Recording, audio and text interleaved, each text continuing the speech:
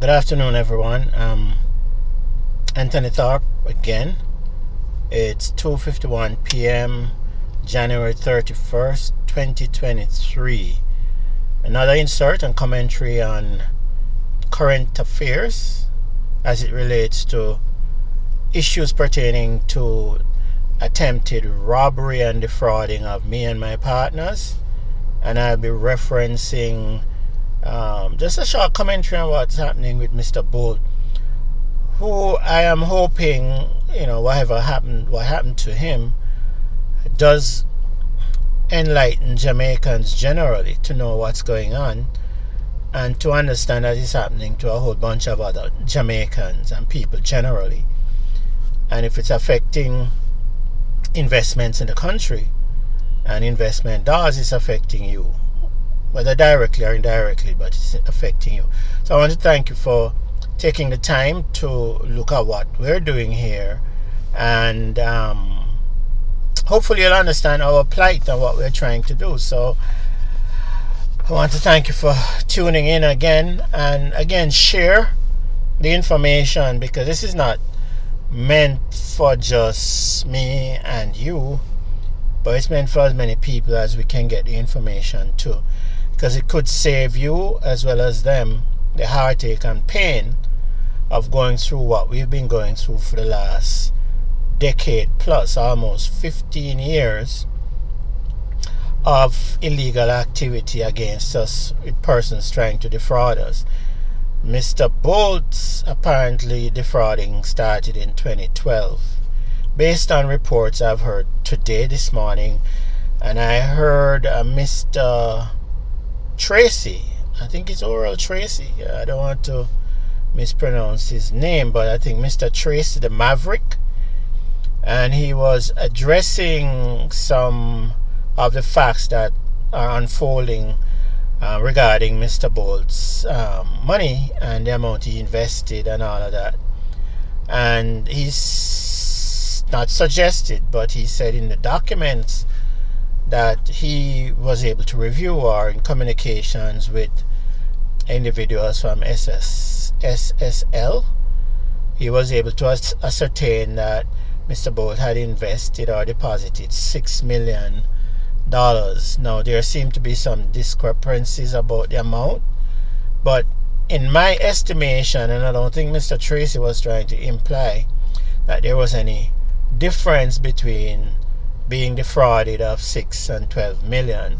The fact is, he was defrauded, and so were many others, and yet others not mentioned yet, because there are certainly others who have their money tied up in SSL that haven't been mentioned, how many investors they had, how many depositors they had. So it's much bigger than as I've been saying, not to minimize what happened to Mr. Bolt or the other 40 people that were in the press or mentioned in the media, mass media, but there are certainly other people there that's hurting, and that's why it's so important that we must pay attention to this event and to ensure that it doesn't just die and disappear and nothing happens, but there's really reform and incarceration of the criminals who are involved in this kind of fraud. And again, I repeat, it's not just what's happening at SSL. It's across the board in this country. In Jamaica, people are defrauded daily, and we just ignore it, or because we don't see it in the limelight, or people don't lose money directly, then we ignore it. And I'm keep going back and keep going back to the courts. Now, in our estimation, the court is one of the most important institutions in any country. And when you have members of the judiciary engage in defrauding people and think it's a joke, and I say I think it's a joke because when Mr. Justice B. Morrison walked into court on the 29th of January 2019, laughing and then sitting up there and taking action that's defrauding people of their money and think it's a joke, then something is wrong, because that's how brazen these people are. And we've seen it, and we're seeing it at SSL. And the implications are that not only SSL knew what was going on, but the politicians around them or involved with them knew pretty well that there were trouble in the house, and they did nothing about it. Because in Jamaica, it seemed that people think it's okay to rob people, steal from people, and think it's okay. And I'll point to Reverend, what's his name? Justice B. Morrison.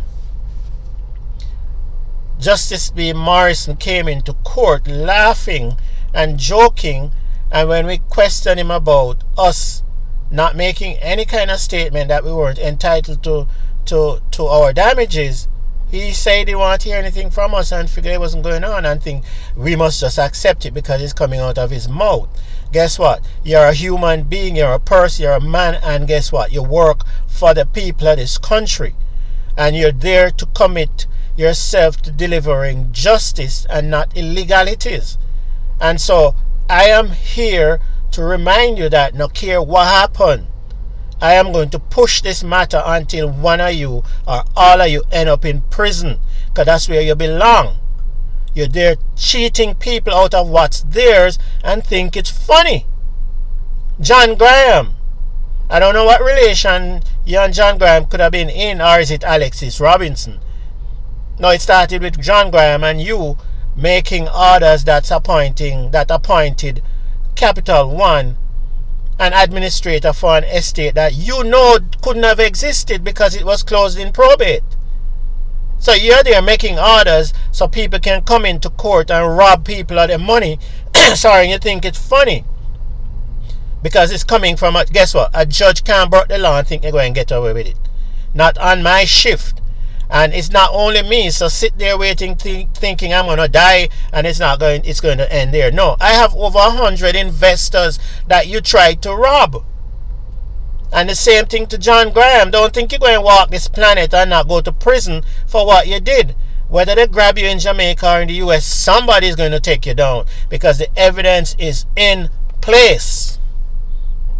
So all them people who are working with John Graham, and if you don't want to be complicit in this crime or an accessory to the crime after the fact or before the fact, then I suggest you come forward, or you make sure you distance yourself from him and make statements and get it certified and notarized that you had nothing to do with the criminalities and the crime that they were committing against people.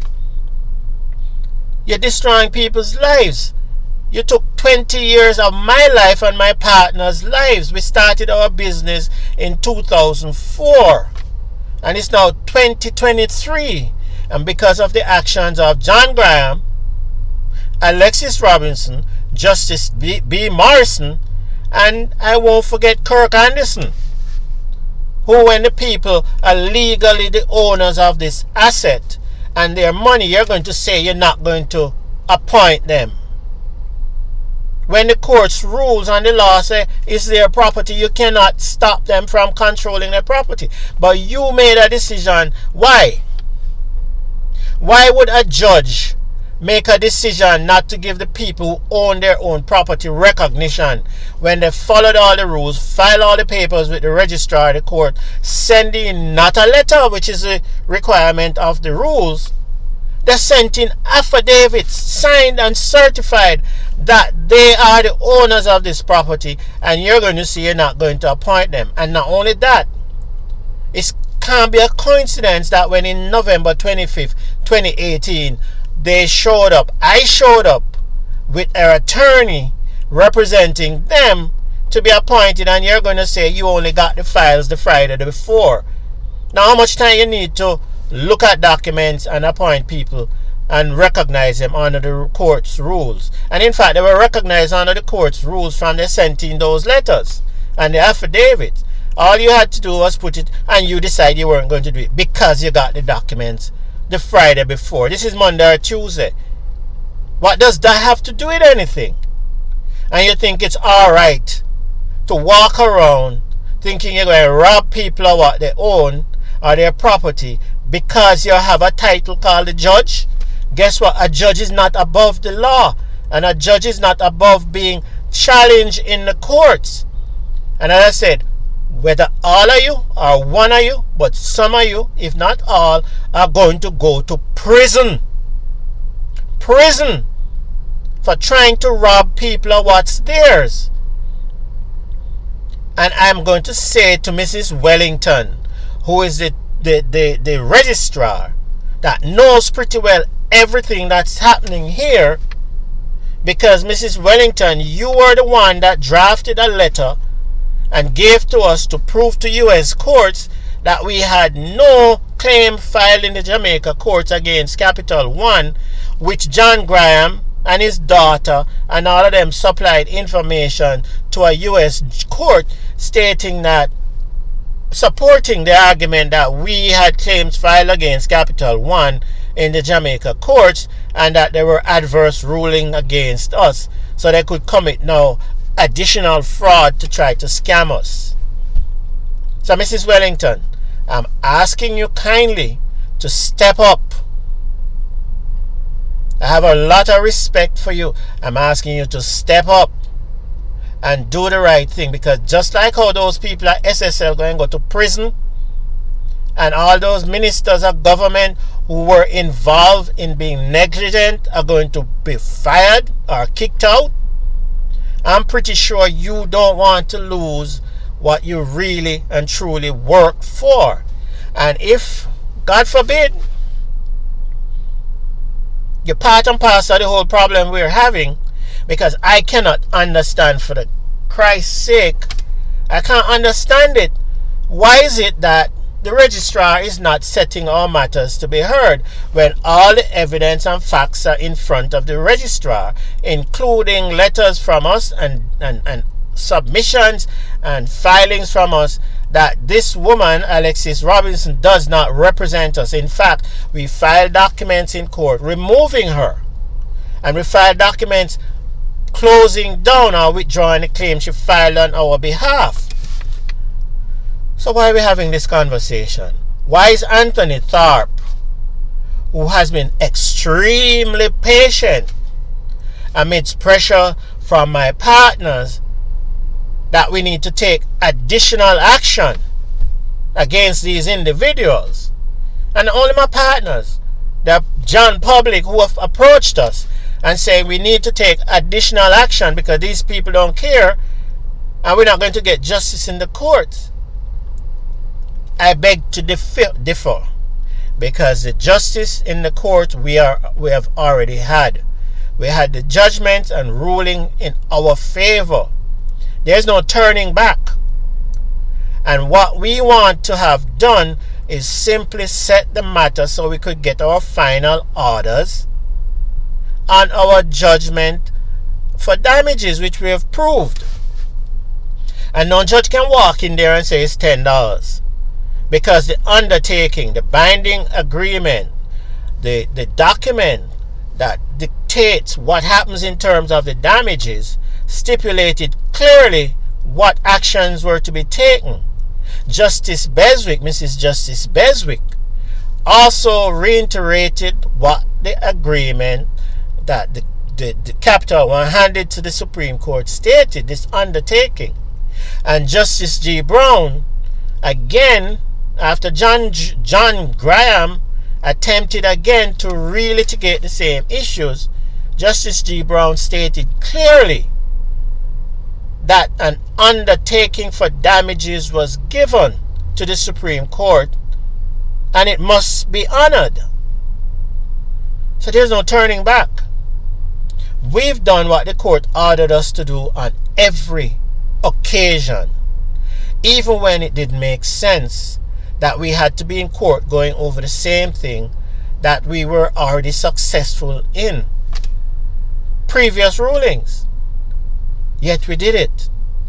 And we're still here waiting on the court and the members and officers of the court to do the right thing. And we're not begging. We're not asking you for a favor. The law of the land must be honored. My constitutional right will be respected. I'm not begging anybody to uphold my constitutional right. I can do that myself. And you, by virtue of the positions you hold in the judiciary, must honor the constitution of this country.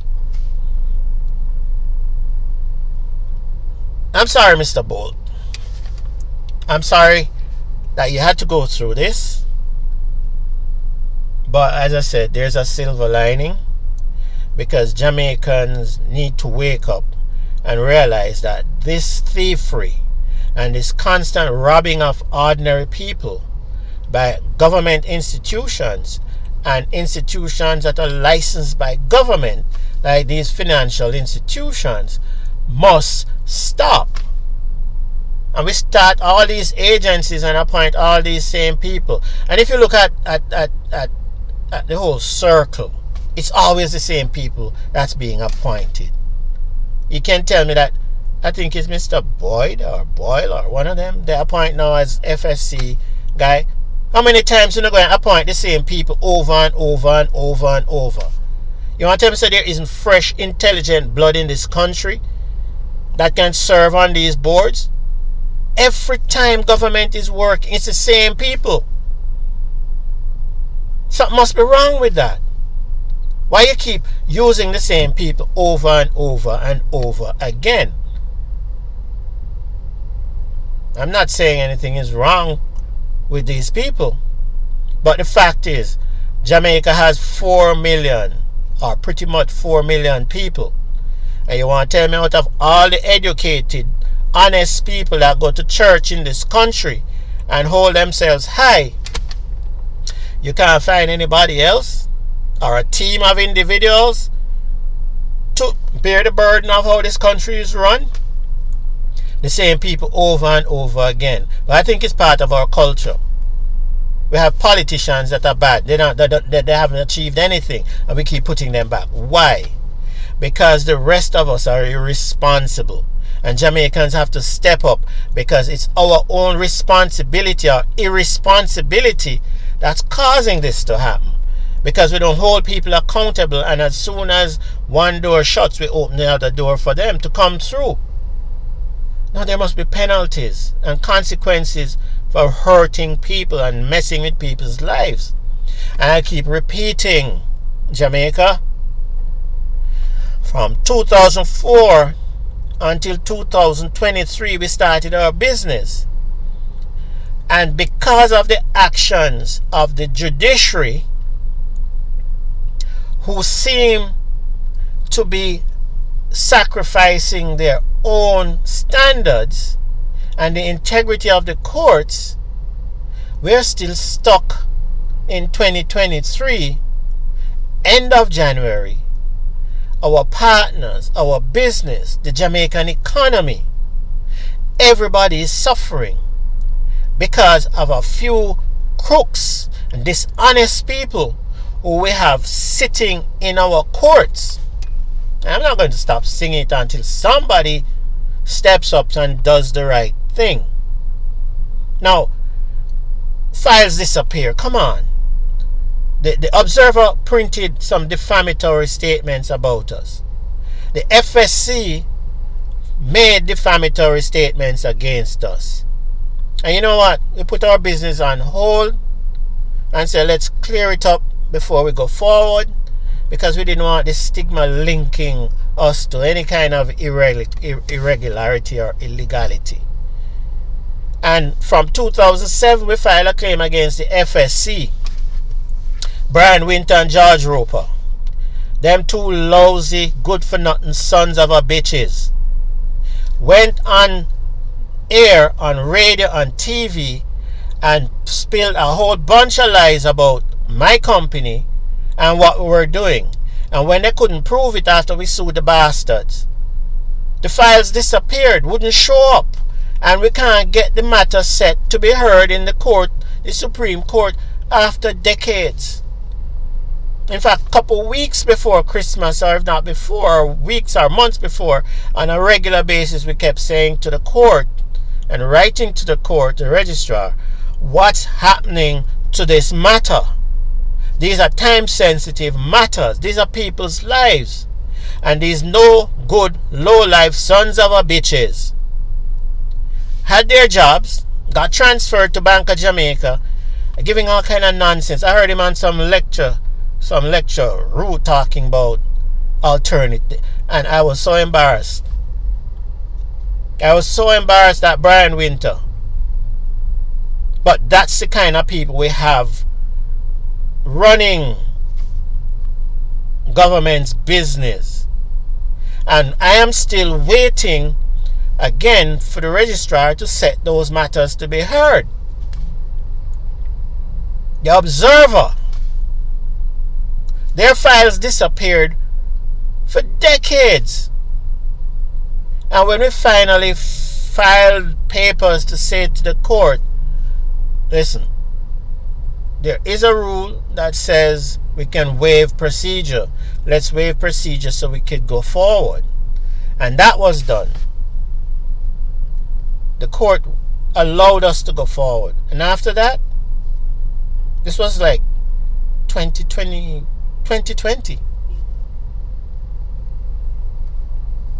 Now, that matter doesn't come up to be heard in front of the appeals court until November 2023 from 2007. And you're talking about people's business. And you know what that low-life attorney for the Observer said to me? When we called them when they published the article, and I said, why would you publish something like this without first checking the facts? They said they're not going to change it. And we must prove that the facts are incorrect. The burden of proof on anybody in this country that prints anything that's defamatory of the other party it's on them. And when we asked them to provide us with discovery, and it went in front of Kirk Anderson, instead of hearing the matter that was to be heard on discovery, which was our application, he took arguments from Mr. Piper. And the court rule said that's not supposed to happen. Mr. Piper was saying we didn't give him discovery, when in truth and in fact everything was done. And when we proved that it was done, he came back, oh, we didn't do it because and when I produced all the documents to prove that we did serve him, including in front of the judge. And when we asked for discovery, what did Mr. Piper say in front of Kirk Anderson? Him not going to give us any discovery. After that, after Justice Anderson spent too much weeks drilling me about discovery, as if Part 28 is any big secret or it's so difficult to understand. We supplied everything that was required of us, even though we weren't the offending party. And when we did ask for discovery from Mr. Piper, the Observer, Mr. Piper says straight in front of Kirk Anderson, him not going to give us any discovery. What did Kirk Anderson do? Not a damn thing. Not a damn thing. And when we finally came back and he adjourned the matter to be heard further, I guess on our application, when we came up in front of Justice V. Harris. Yeah, I'm pretty sure you hear that name before. Justice V. Harris was Justice V. Harris who also gave John Graham an injunction against us on a different matter, Capital One matter. Gave an injunction against after the appeals court said they don't have a claim. How you figure? And we're still in court over that, So here was again Justice V. Harris coming up, and there's no basis for this now, giving the Observer, in fact striking our claim and sanctioning us until the sanction is removed. And why were we sanctioned? Because Mr. Piper was now saying that the discovery we gave him wasn't in the form it should have been given, which is a whole bunch of bullshit. and that we were argumentative because we followed precisely how the rules say we were supposed to deliver discovery.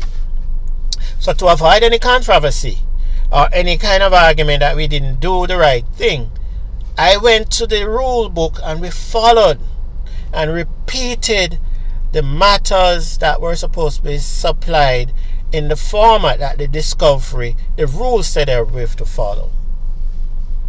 And when it came in front of, and Mr. Piper came with that nonsense, instead of Justice V. Harrison toss him out the building because the matter was set for trial now.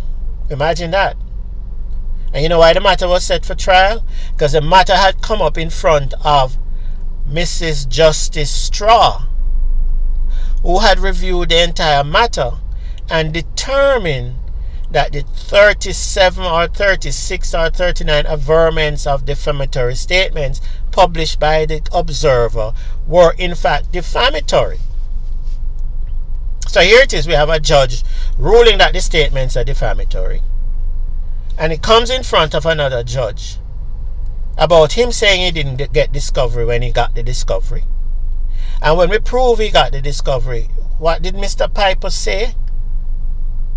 And in fact, I told Justice Harris, him saying they're going to give us discovery. And he admitted, he said, yes, my lady, I did say that. That's how brazen the son of a bitch is. And that's how brazen that justices allow these attorneys to come into court and get away with it because they're attorneys. So because I am pro se, I figured they were going to come in here and walk over me. So Justice V. Harris, instead of tossing this fellow out of the building and said the matter is set for trial, well, go to trial and prove your case or disprove it. No, she sanctioned us.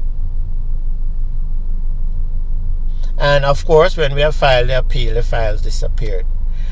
The Supreme Court, that's supposed to supply the documents to the appeals court, refused to send over those documents, even though we paid all the necessary fees. And we filed paper after paper.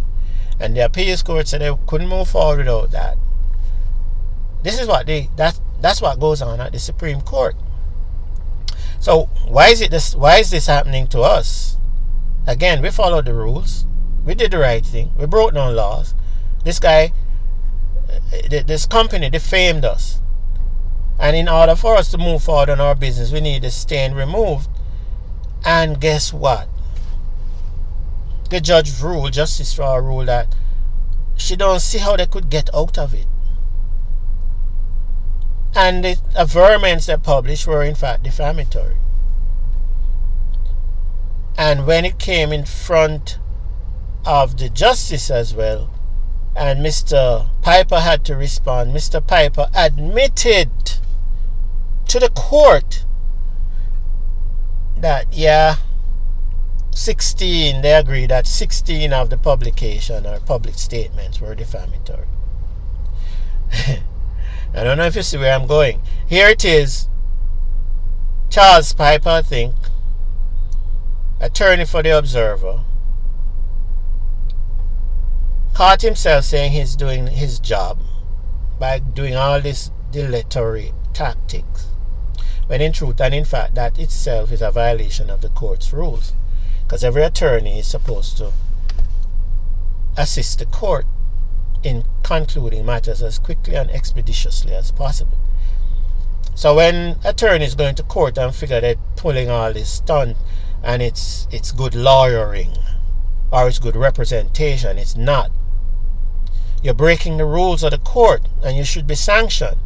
But instead of him being sanctioned and making statements that we didn't do this when we proved otherwise, and in fact when we pointed out to Justice Kirk Anderson that this guy was not truthful when he said he wasn't supplied with the information, there was no sanction. And we are still waiting to have that matter heard. Thankfully, it went to the appeals court, and it's going to trial in November of 2023. But that doesn't stop us from suffering a 20-year delay in our business. But I'm saying this to say that, or saying that to say this. Dishonesty is not legal strategy. When an attorney comes into court and plays games by telling lies or filing fraudulent information to the court, that is fraud, and it's fraud on the court. But for some reason, justices in the Jamaica judicial system refuse to sanction these people for committing fraud. Here it is, we did everything that was right, and our statement of case was dismissed, not dismissed, well, we were sanctioned until the sanction is removed. Why were we sanctioned?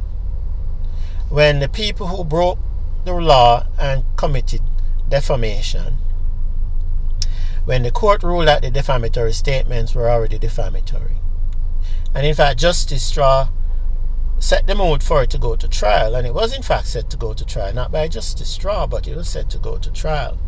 Justice Straw said in her findings or ruling that she doesn't see how they could get out of it. So, and not only couldn't they get out of it, but the only thing that Justice Straw said she wasn't going to do was she was going to allow the jury to decide on whether the statements were defamatory of me or the company. Now that's the only thing I found with Justice Straw's ruling, because the publication not only named me, it named my company, it named the projects we were doing, and it made the defamatory statements. And when you're dealing with defamation, the Reynolds privilege or the Reynolds rules that everybody follows, and in fact defamation is if the person or the party that the statement is being made about can clearly be identified by other parties. When they read the statement, then it's that defamatory of those parties, and the person is guilty. And it must have been clear to Justice Straw that these persons were guilty. But she said she wanted the jury to make their ruling, which we didn't really scream at the time because we had enough time. The matter was set for trial, but Justice V. Harris went in there and disregarded the fact that it was set for trial, disregarded the fact that this guy received all the discovery he should have gotten from us, ignored the fact that Justice Straw had ruled that they can't get out of this, the statements were defamatory, and ignored the fact that the Observer, the attorney for the Observer and the Observer admitted that they were wrong because 16 of the statements were defamatory. So all we needed to do was go into court and have the court rule on it, and see, we're here now, 2023. No, isn't that a cruel act? Judges sit there and allow these attorneys to play these games and think that's legal strategy. That's fraud. That's a crime. And in most jurisdictions elsewhere, attorneys go to prison. In the US or in the state of Florida, if they catch them defrauding the court, it's up to 3 years in prison in some instances. And we have an action against those parties when they do all of that, because fraud is fraud, and the Jamaican Judiciary must enforce the rules and the law if we are going to have the kind of judiciary and the kind of country we want. Because the same kind of corruption that exists in the court, that's in practice in the general marketplace. Because in the case of SSL and Mr. Bolt and those other parties, including the ones that haven't been named yet, the attorneys, they must have had attorneys as well. What did those attorneys tell SSL to do or not to do? Because people like that don't function without having attorneys to direct them, tell them how to function, how to get around this, and if they catch those attorneys that told them to break the law, they must be locked up as well, because they're no better than the criminals that ripped off these people.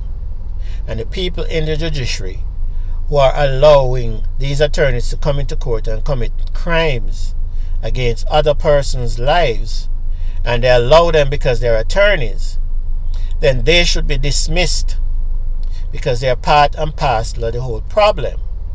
And so I'm directing this again to the court. Every person that works in the court, you know the right thing to do. You know what's wrong and what's right. I mean, for God's sake, this country is said to be Christian. Most of you, if not all of you, have been through a door that leads into a church. And the very oath you took when you took your jobs in those places are typically governed by biblical statements or a swearing of the Bible, on the Bible. And you sit in there and allow people to commit these crimes against other people. Now, what do you expect us to do if you're not doing your job? So Jamaica, it's not about me. It's not about Mr. Bolt. It's not about the people who got ripped off. It's about you. What are you willing to do? What are you going to do about all this crime? Because as I said, not only have they deferred our business some 10 or 2 decades down the road, it's your business. Because we were putting in place major infrastructure in this country. 500,000 jobs on one project that was franchised across the island. Billions and billions of dollars from franchises that would have been sold globally. We had an agent, a company out of Europe that was supposed to franchise our company in India.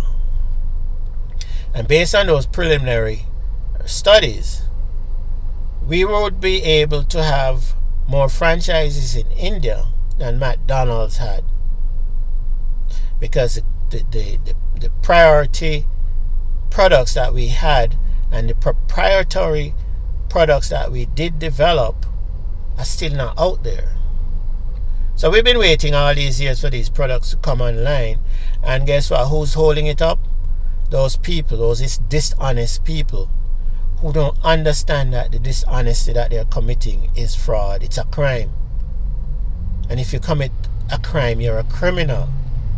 Those dishonest people, those criminals, are holding up this country's progress. This nation didn't have to be borrowing money from anybody with the kind of business and the kind of revenue we were going to be pulling in.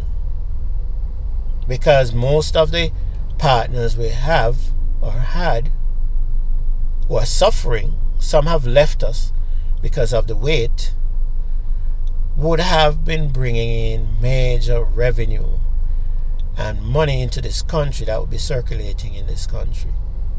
And that's what's going to get us out of this dilemma of crime and violence. It's a strong economy where people have good jobs, where people have health care, they have a good pension, they know where the next meal is coming from because they can have money saved and money, disposable income. Because that's what I was working at achieving. So, again, thank you for taking the time to listen and watch and understand. I am very passionate about what I'm doing because I know the benefits that we would have delivered to this country. And I know I won't be around for a while or a long time. And I would love to at least get those things moving. But before we can do that, I made a commitment to myself and my partners, even though a lot of them had said, Anthony, let's go to another island, let's go to other places. I said, no, I didn't want this thing to follow us. So I wanted it cleared up before. So that's why we were forced to shut our offices and we were forced to have our staff go seek employment elsewhere, and we were forced not to deliver the proprietary products that would have made this country a very, very strong economy. And it's not too late. But if Jamaicans sit around and allow this to go on without challenging, making those calls to the Chief Justice, to the Minister of Justice, to the Prime Minister, to Mr. and I'm going to say Mr. Monroe, Trevor Monroe, Dr. Trevor Monroe, I think you are. I don't believe much in the doctor business and the entitlements, so you understand that. You're a man, and I think you made commitments at NIA, and if you're serious about those commitments, then I need you to step up. And the Integrity Commission, every time I contacted you guys in the past, you tell me you're investigating, and you're expressing alarm. Oh, this happened, he did that for true, the judge did that. I'm still waiting, and I guess you're waiting for me to pass on or die. But I have over 100 partners that are right there, and the information is on the court's record. So if you don't believe me, go look it up. We already told you it's there. We file it, and we file it so that it be protected. So regardless of what you want to do or delay, all the delay tactics they're pulling, then they're already recorded, and Justice Kirk Anderson cannot stop them from being recognized because the court's rule already recognized them. They supplied the necessary documentation. We filed the necessary papers to show ownership, and you cannot deny them their property rights. That's a constitutional matter. So all this game you're playing, and all these games, all you judges that have been doing these nefarious acts, like giving injunctions against me for accessing property I have title to license and permits to develop, and have been in control of those properties since 2005. But an intelligent judge is going to give Alexis Robinson an injunction against me that I'm trespassing on my own property. I'm trespassing on a property that Justice G. Brown ruled that I could not be dispossessed of. I'm trespassing on my property that I have development orders or permits from 2008, which means I must have started the applications from 2006. And I still have those permits. And a judge is going to sit there, ignore all those facts and the rulings of the court, and hand Alexis Robinson, who is conspiring with John Graham, to say I am trespassing. I don't know what this judge understands what trespassing is, but in reality, guess where the trespassing is? If a person has access to a piece of property, a right of way, and somebody interferes with that person's right of access to the property and right of way, no, that's trespassing. So, Madam Justice, if you weren't aware of what trespassing is or means, I suggest you go look it up, because the orders you just gave claiming that I'm being barred from trespassing on my own property and property that I legally have control of and technically ownership of, then you're the one that's participating in trespassing. Because when you made those illegal orders, and it's no mistake, because all that I'm saying is in front of you, or was in front of you, and then you're going to sit there and say to me, when you're giving those orders, well, you made the orders because I didn't file anything. Now that's the biggest lie you could have told, because not only were documents on file, but after that hearing, I went back to the registrar's records and I got the files and that were filed, and I sent it to the registrar and said, make sure it gets to you, because you're saying there's nothing filed. And when I checked the records in Montego Bay at this registrar of the Supreme Court, they had the documents on file. So why is it that you're coming into court, say you made an order because I didn't have anything filed challenging what Mrs. Robinson was saying? And even if that was the case, that wasn't the only document on the court's records. From she filed those documents, other documents were filed challenging her, including the fact that Alexis Robinson cannot be representing my company. Because people, guess what? The company, or the so-called client of Mrs. Alexis Robinson, that file that I am trespassing on the property is my company. Company that was based in New York, that they went and illegally, fraudulently took over and then came back to Jamaica saying now they own my company. And the property was not even owned by that company. The property is owned by another company that's based in Florida, what is called a Florida Foreign Corporation. And if people don't understand or know this, every state in the United States is run independently. They have their own laws, their own procedures, everything. So every company that's registered in one state, if you're going to function in another state, has to be registered in the state as a separate entity, even if they have the same name. So that's what fooled these idiots and think we were. At least the U.S. attorneys knew better. But they pulled that because they figured the Jamaican judges didn't know. And so when they saw the same name, they wouldn't recognize because it's in two different states, it's two different companies.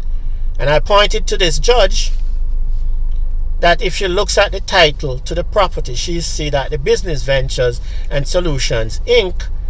that Mrs. Robinson says she's representing is a New York-based company. And if she looks at the title to the property in question, the Business Ventures and Solutions Inc., the address for that Business Ventures and Solutions Inc. is 6726 3rd Street in Jupiter, Florida. Two different states. Yet the judge ignored all of that, you know. All of that she ignored and said I was given order that I was trespassing on my own property. But I've made statements in previous videos. It's an illegal order. And the Constitution clearly states it, that any order that's given or any rule or law that's made by a parliament that violates the Constitution is subjugated by the very Constitution. That means it can't overrule the Constitution. So all that law, all that rule never mean a thing. That's what it amounts to. But people who don't know the constitutional rights and the laws of the land will be fooled when judges go in and play that stunt, because that judge is not a fool. She's very intelligent from my assessment. So when she comes into court and does that, why would she do it? It's for that judge to answer the question. Why would you make such an order when you know if a person has control of a property for 20 odd years or 16 years or in fact the Constitution over 12 years? If a person has development rights or permits to develop a property and has been holding those permits in 2008 approved, how is it that somebody can pop up in 2021, 2022 as a matter of fact, and say I am trespassing on the property, and you give an order like that? You need to check yourself, because you're hurting people and you're damaging people. It's not just me, it's this country, it's the other 100 odd investors or partners that I told you about are mentioned in the documents file, and they're on court records. So if you had gone into the court's records and looked at the information and look at what we're saying, but you didn't feel like doing that, right? Because I'm pro se, I'm a person, and these persons who come in there with some kind of paperwork that they're attorneys don't make them more intelligent than people with a higher IQ. Jamaicans, step up, please. Make a difference. It's your country. And unless you want to fall into a situation where you have to go back to slavery, where people can come in and manipulate your country using attorneys and violating your sovereignty, then you can continue to allow this mess to go on without being challenged. As I said, I won't be around for too long, I know that, but I've made all kind of preparations for that. Have you made any preparations for your future or your future generations? Thank you. Have a great one. Bye.